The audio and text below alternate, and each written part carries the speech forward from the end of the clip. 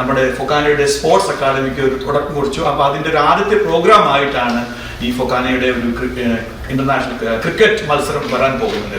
ഫൊക്കാനയുടെ New York metro region charity cricket bash 2025 press മീറ്റും kick ഓഫും നടന്നു. നോർത്ത് അമേരിക്കയിലെ 100-ൽ പരം അസോസിയേഷനുകളുടെ സംഘടനയായ ഫൊക്കാന അതിന്റെ റീജിയനായ ന്യൂയോർക്ക് മെട്രോ ചരിത്രത്തിൽ ആദ്യമായി നടത്തപ്പെടുന്ന ചാരിറ്റി ക്രിക്കറ്റ് ബാഷിന്റെ പ്രസ് മീറ്റും കിക്ക് ഓഫും കുട്ടനാടൻ റെസ്റ്റോറന്റിൽ വെച്ച് India press club of North അമേരിക്കയുടെ നേതൃത്വത്തിൽ നടത്തപ്പെട്ടു.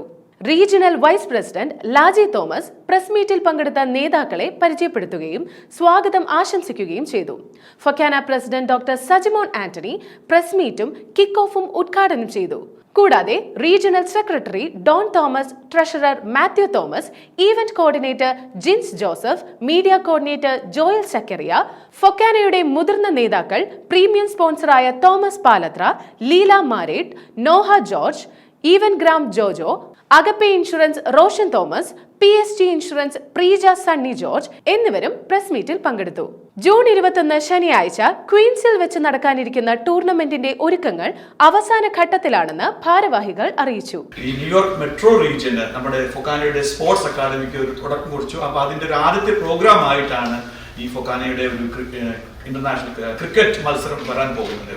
ട്രൈ സ്റ്റേറ്റ് ഏരിയയിൽ നിന്നും 8 കരുത്തരായ ടീമുകൾ ടൂർണമെന്റിൽ പങ്കെടുക്കുമെന്ന് സ്പോർട്സ് കോർഡിനേറ്റർ ജീൻസ് ജോസഫ് അറിയിച്ചു. ടൂർണമെന്റിലേക്കുള്ള രജിസ്ട്രേഷൻ ഫീസ് തുക നാട്ടിലും അമേരിക്കയിലുമായുള്ള വിവിധ ചാരിറ്റി ഫൗണ്ടേഷന് നൽകുമെന്ന് ട്രഷറർ മാത്യു തോമസ് അറിയിച്ചു. പ്രവാസി ചാനൽ ബ്യൂറോ, ന്യൂയോർക്ക്.